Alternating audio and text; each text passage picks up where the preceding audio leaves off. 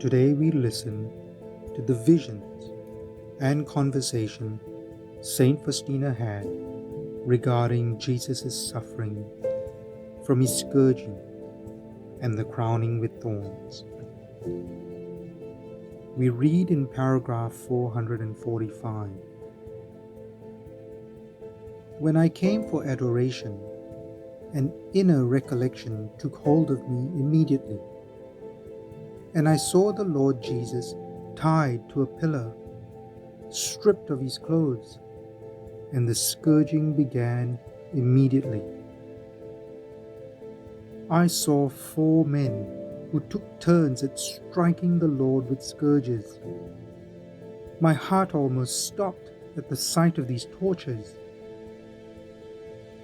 The Lord said to me, I suffer even greater pain than that which you see.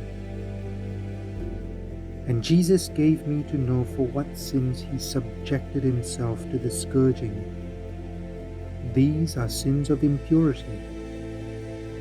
Oh, how dreadful was Jesus' moral suffering during the scourging.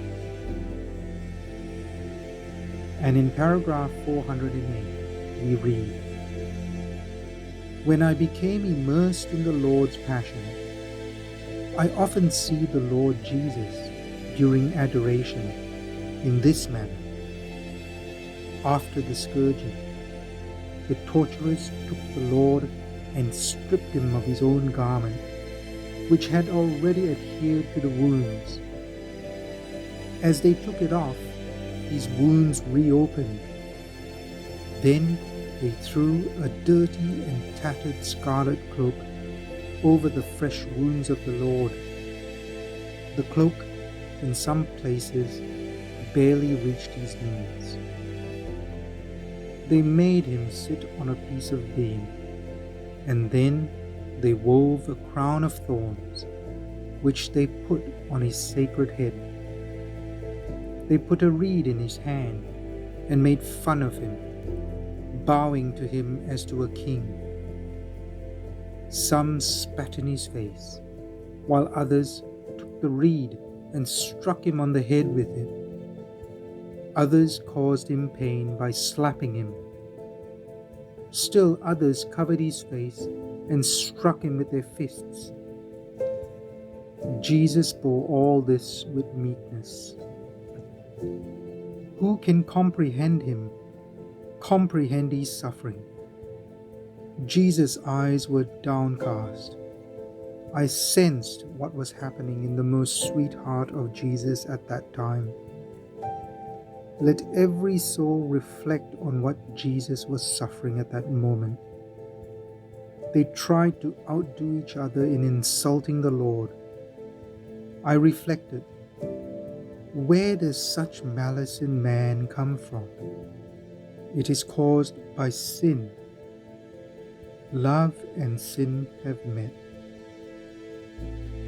Further, in paragraph 948, we read, Today, during the Passion service, I saw Jesus being tortured and crowned with thorns, and holding a reed in his hand.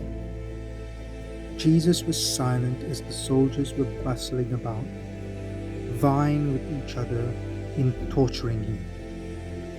Jesus said nothing, but just looked at me, and in that gaze I felt his pain, so terrible that we have not the faintest idea of how much he suffered for us before he was crucified. And returning to paragraph 445, Jesus shows Saint Faustina that people continue to persecute Jesus even today. But there is still hope. Then Jesus said to me, Look and see the human race in its present condition. In an instant, I saw horrible things. The executioners left Jesus, and other people started scourging him. They seized the scourges and struck the Lord mercilessly.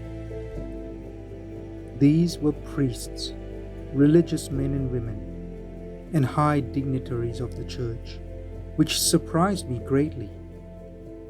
There were lay people of all ages and walks of life. All vented their malice on the innocent Jesus. Seeing this, my heart fell as if into a mortal agony. And while the executioners had been scourging him, Jesus had been silent and looking into the distance. But when those other souls I mentioned scourged him, Jesus closed his eyes, and a soft but most painful moan escaped from his heart. And Jesus gave me to know in detail the gravity of the malice of the ungrateful souls. You see, this is a torture greater than my death. Then my lips too fell silent, and I began to experience the agony of death.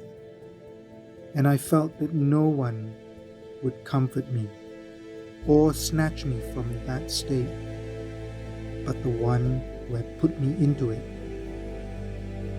Then the Lord said to me, I see the sincere pain of your heart, which brought great solace to my heart. See and take comfort. Then I saw the Lord Jesus nailed to the cross. When he had hung on it for a while, I saw a multitude of souls crucified like him. Then I saw a second multitude of souls, and a third. The second multitude was not nailed to their crosses, but were holding them firmly in their hands. The third were neither nailed to their crosses nor holding them firmly in their hands, but were dragging their crosses behind them and were discontent.